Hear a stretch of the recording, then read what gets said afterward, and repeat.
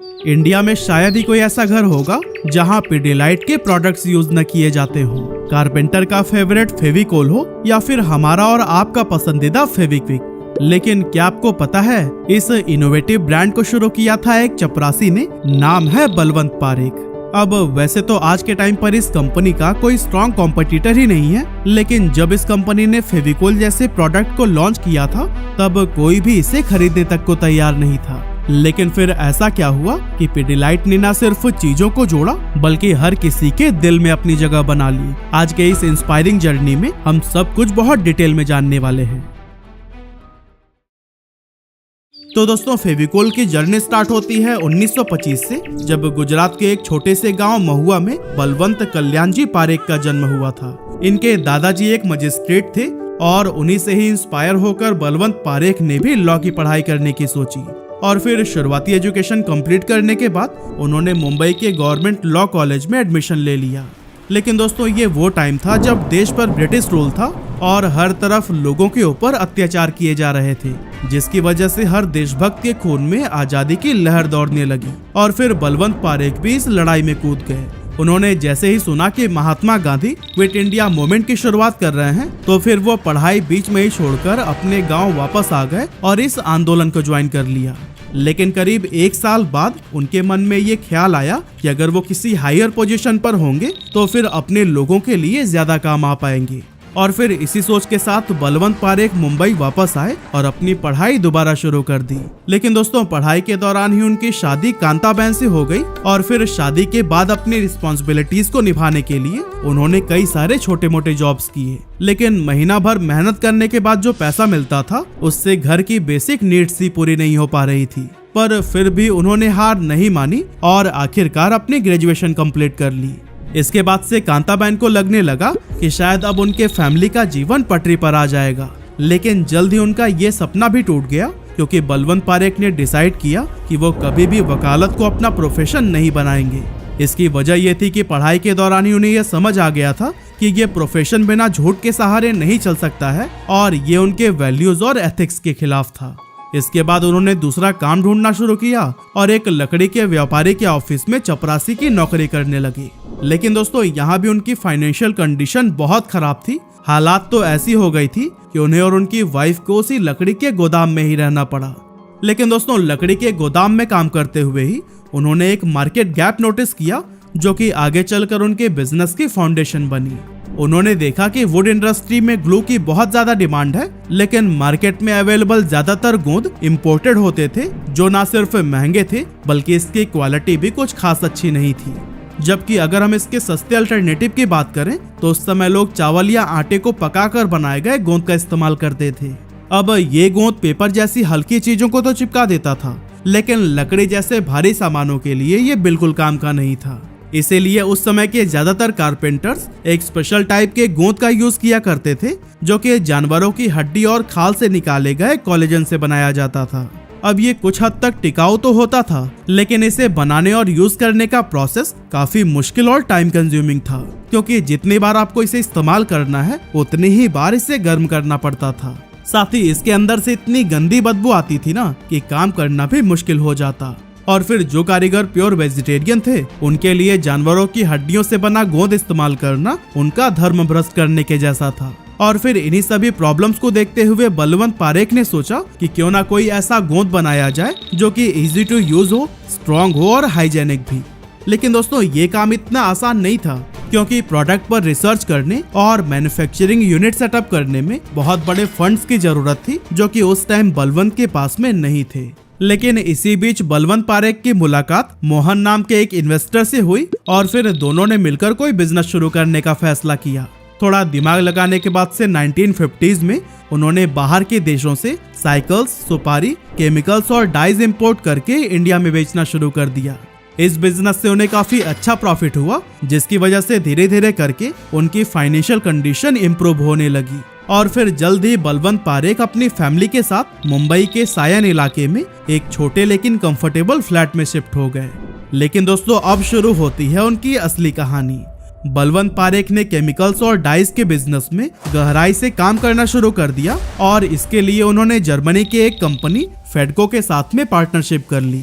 हालांकि फेडको खुद केमिकल्स की मैन्युफैक्चरर नहीं थी, यह जर्मनी की एक बड़ी कंपनी हॉचेस्ट के लिए मिडलमैन का काम करती थी।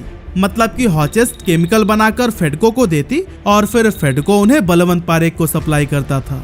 अब 1950s में भारत की टेक्सटाइल इंडस्ट्री काफी तेजी से ग्रो कर रही थी, इसीलिए डाइज और केमिकल्स की डिमांड भी बहुत ज्यादा बढ़ गई और फिर इसी बढ़ती डिमांड के चलते हॉचेस्ट ने इंडियन मार्केट से खूब प्रॉफिट कमाया। इस सक्सेस से इम्प्रेस होकर 1954 में हॉचेस्ट के मैनेजिंग डायरेक्टर ने बलवंत पारेख को जर्मनी आने का इनविटेशन दिया और फिर पारेख जर्मनी जाकर 1 महीने तक रहे और वहां की एडवांस टेक्नोलॉजी और प्रोडक्शन के प्रोसेस को बहुत गहराई से समझा। इसी टाइम उन्होंने देखा कि हॉचेस्ट एक खास किस्म का गोंद बना रही थी जिसका नाम था मोविकोल। ये ग्लू लकड़ी के कई सारी चीजों को जोड़ने के लिए यूज किया जाता था, जो कि टिकाऊ तो था ही, लेकिन इसे यूज करना भी काफी आसान था। यानी कि इसे ना तो गर्म करना पड़ता था और न ही जानवरों वाले ग्लू की तरह इसे घंटों पकाना पड़ता था। लेकिन प्रॉब्लम ये थी कि अगर बलवंत इस गोंद को भारत में इंपोर्ट करते तो इसका प्राइस बहुत ज्यादा बढ़ जाता, जिसे कि गरीब कारीगर अफोर्ड नहीं कर पाते और प्रॉब्लम वही की वहीं रह जाती। ऐसे में उन्होंने सोचा कि क्यों ना अपने उस सपने पर काम किया जाए जो उन्होंने कई सालों पहले देखा था, यानी कि भारत में ही खुद का ऐसा गोंद बनाना जो कि न सिर्फ किफायती हो बल्कि यहाँ के अलग अलग मौसम के लिए सुटेबल भी हो। इसी सोच के साथ उन्होंने जर्मनी में मोविकोल को बनाने के प्रोसेस को बहुत बारीकी से समझना शुरू किया और फिर भारत वापस लौटकर अपने भाई सुनील पारेख के साथ मिलकर इस तरह के ग्लू को तैयार करने में जुट गए। 1954 में उन्होंने मुंबई के जैकब सर्कल में एक छोटी सी फैक्ट्री लगाई और अपनी कंपनी का नाम रखा पारेख डाइकेम इंडस्ट्रीज।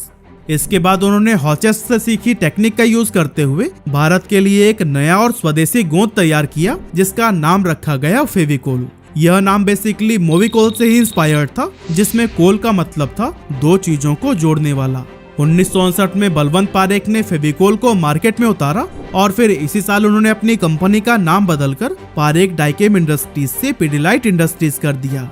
शुरुआत में फेविकोल को टेबल टॉप ग्लू के रूप में प्रमोट किया गया, जो कि स्पेशली फर्नीचर इंडस्ट्री के लिए एक परफेक्ट सोल्यूशन था। लेकिन ये बात लोगों को समझाना कंपनी के लिए बहुत मुश्किल होने लगा, क्योंकि ज्यादातर कारपेंटर्स और कारीगर ट्रेडिशनल ग्लू का इस्तेमाल करने के आदी हो चुके थे और उनका मानना था कि ये नए टाइप का ग्लू उनके ट्रेडिशनल ग्लू के जितना इफेक्टिव नहीं होगा। दूसरी तरफ बड़े कॉन्ट्रैक्टर्स और अमीर कस्टमर्स इंपोर्टेड एडेसिव्स को ही प्रीमियम क्वालिटी का प्रोडक्ट मानते थे और फेविकोल को एक लोकल और सस्ता प्रोडक्ट समझकर नजरअंदाज कर देते थे। अब क्योंकि पिडिलाइट के पास उस समय बहुत लिमिटेड रिसोर्सेज थे, इसीलिए बड़े लेवल पर टीवी या रेडियो एड्स करना पॉसिबल नहीं था। ऐसे में बलवंत पारेख ने एक नया तरीका अपनाया और ग्राउंड लेवल पर काम करना शुरू किया। वह छोटे दुकानदारों और कारीगरों से पर्सनली मिले, फेविकोल के फायदे समझाए और कारपेंटर्स को इसे यूज करने के लिए अवेयर किया। साथ ही इसके छोटे छोटे पैक्स को भी लॉन्च किया गया ताकि कम से कम बजट में भी लोग इसे खरीद सके। लेकिन दोस्तों, इन सभी शुरुआती प्रयासों से भी कंपनी को कुछ खास फायदा नहीं मिल पाया। हालांकि इसके बाद भी बलवंत पारेख ने हार नहीं मानी और उन्होंने कारपेंटर्स के लिए डेमोन्स्ट्रेशन वर्कशॉप्स कराई। इन वर्कशॉप में उन्होंने फेविकोल का इस्तेमाल करके दिखाया और समझाया कि उनका ये ग्लू पुराने ट्रेडिशनल ग्लू से ज्यादा ड्यूरेबल और स्ट्रॉन्ग है। फेविकोल का सबसे बड़ा फायदा ये था कि इसे इस्तेमाल करना बहुत आसान था, न इसे गर्म करने की जरूरत थी और न ही कोई बदबू की समस्या, और ये सिंथेटिक रेजिन से बनाया गया था जो कि वेजिटेरियन लोगों के लिए एक सेफ ऑप्शन था। बलवंत पारेख ने कारपेंटर्स को फेविकोल के फ्री सैंपल्स भी दिए ताकि वो खुद इसे ट्राई कर सके। और फिर जब उन्होंने इस ग्लू को ट्राई किया तो मानो हैरान ही रह गए, क्योंकि फेविकोल की स्मूथ कंसिस्टेंसी ने काम को काफी आसान बना दिया और यह सरफेस पर मक्खन की तरह ग्लाइड करता था। इस तरह से फेविकोल अब धीरे धीरे मार्केट में पॉपुलर होने लगा। लेकिन दोस्तों, प्रॉब्लम यहीं पर खत्म नहीं हुई, क्योंकि फेविकोल का शुरुआती फॉर्मूला सिर्फ लकड़ी पर ठीक तरीके से काम करता था। प्लास्टिक और मेटल जैसे चिकने सरफेस पर फेविकोल फेल हो जाता था। इसके अलावा भारत में जब ज्यादा गर्मी पड़ती थी उस टाइम पर भी ये अच्छे तरीके से काम नहीं कर पाता था। ऐसे में बलवंत पारेख ने सोचा कि अगर फेविकोल को एक रिलायबल और यूनिवर्सल एडिसिव बनाना है तो उसकी स्टेबिलिटी और वर्सेटैलिटी को इम्प्रूव करना होगा।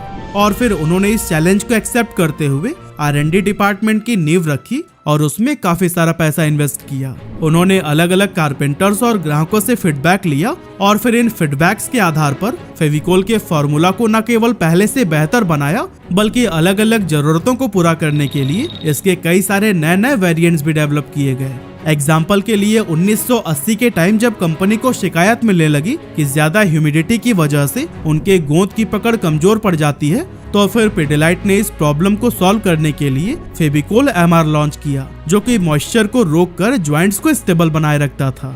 इसी तरह से 1985 में कंपनी ने एक और इनोवेटिव प्रोडक्ट लॉन्च किया जो था फेविक्विक। असल में उस टाइम पर कारपेंटर्स और आम लोगों को एक ऐसे प्रोडक्ट की जरूरत थी जो कि क्विक रिजल्ट दे पाए, और फिर पिडिलाइट ने इस प्रॉब्लम को देखते हुए बस एक बूंद स्लोगन के साथ में फेविक्विक को मार्केट में उतारा। Yes, sir. फेविक्विक एडहेसिव जो बूंद भर लगे चुटकी में चिपकाए।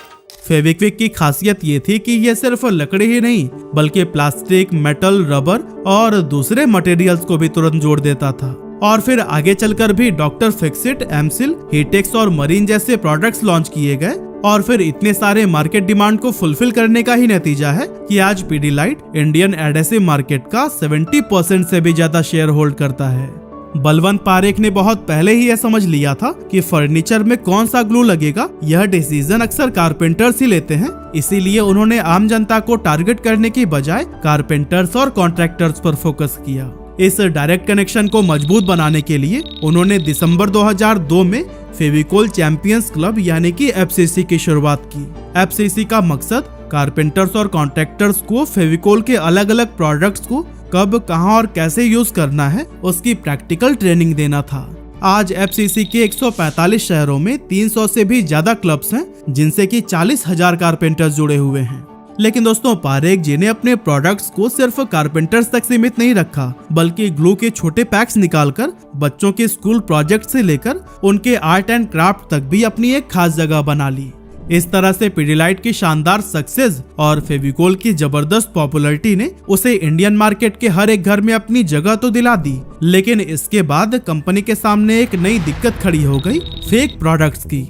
एक्चुअली मार्केट में फेविकोल जैसे दिखने वाले घटिया क्वालिटी के फेक ग्लू बिकने लगे क्योंकि ज्यादातर लोग सिर्फ डिब्बे का डिजाइन, लोगो और ब्रांड नेम देखकर इसे खरीद लेते थे, और फिर स्कैमर्स ने इस बात का फायदा उठाना शुरू कर दिया। हालांकि जल्द ही पिडिलाइट ने इसे सीरियसली लिया और एक्शन में आ गई। उन्होंने फेविकोल के डिब्बों को यूनिक बनाया, अवेयरनेस कैंपेन चलाए और असली फेविकोल की पहचान जैसे लोगो, होलोग्राम और QR चेक करने के तरीके बताए।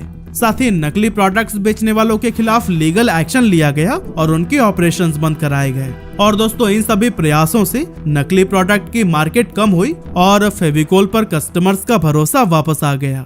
और दोस्तों, पिडिलाइट ने फेविकोल को एक हाउस होल्ड नेम बनाने के लिए क्रिएटिव मार्केटिंग का भी बेहतरीन इस्तेमाल किया। सबसे खास बात यह है कि फेविकोल के विज्ञापनों में कभी भी बड़े सेलिब्रिटीज का सहारा नहीं लिया गया। इसके बजाय इनके एड्स में साधारण गांव का बैकग्राउंड और आम जनता जैसे रिलेटेबल कैरेक्टर्स को दिखाया गया। कई बार तो कंपनी ने अपने रियल कारपेंटर्स को भी एड कैंपेन में शामिल किया ताकि फेविकोल का जुड़ाव सीधे उन लोगों से हो सके जो कि इसे रोजमर्रा के कामों में इस्तेमाल करते हैं। फेविकोल की आइकॉनिक टैगलाइन दम लगा के हईशा आज भी लोगों के दिलों और दिमाग में ताजा है।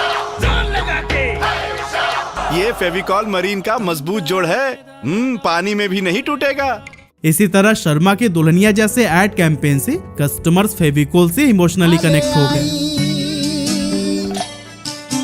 पड़ गयो नाम सरमाइन का सोफा, हाय रे सरमाइन का सोफा। फेविकोल के मार्केटिंग कैंपेन में ह्यूमर का खास रोल रहा है। फेविकोल का वो ओवर क्राउडेड बस वाला एड आपको याद है जिसमें लोग बस के अंदर और बाहर तक चिपके हुए नजर आते हैं। इस बात का यह बहुत परफेक्ट एग्जाम्पल है कि कैसे मजेदार अंदाज में भी प्रोडक्ट की स्ट्रेंथ को हाईलाइट किया जा सकता है।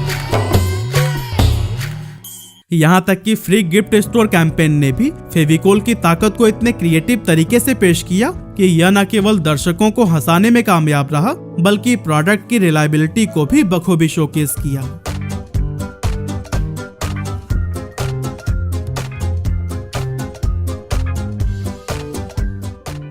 इस सब के अलावा पिडिलाइट की एक और खास स्ट्रैटेजी ये थी कि उन्होंने अपने कंपटीशन को कभी भी पनपने नहीं दिया। जब भी कोई कंपनी फेविकोल को कॉम्पिटिट करने की ट्राई करती तो पिडिलाइट उसे एक अच्छा ऑफर देकर एक्वायर कर लेती थी। जैसे कि साल 2000 में इसने एमसिल और मिस्टर फिक्सिट को एक्वायर कर लिया, तो वहीं 2004 में रॉफ और 2010 में वुडलॉक को। लेकिन दोस्तों अनफॉर्चुनेटली 25 जनवरी 2013 को फेविकोल मैन के नाम से फेमस बलवंत पारेख ने 88 साल की उम्र में इस दुनिया को अलविदा कह दिया।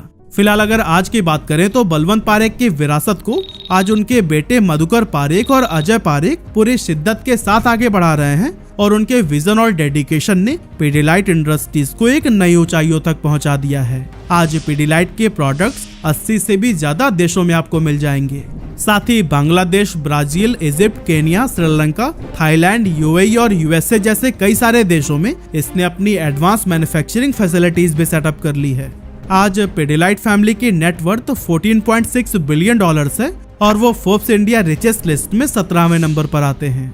तो दोस्तों अंत में बस मैं यही कहना चाहता हूँ कि पिडिलाइट की सक्सेस ने हमें सिखाया कि मेहनत, इनोवेशन और सही मार्केटिंग स्ट्रैटेजी से कोई भी ब्रांड लोगों के दिलों में अपनी जगह बना सकता है।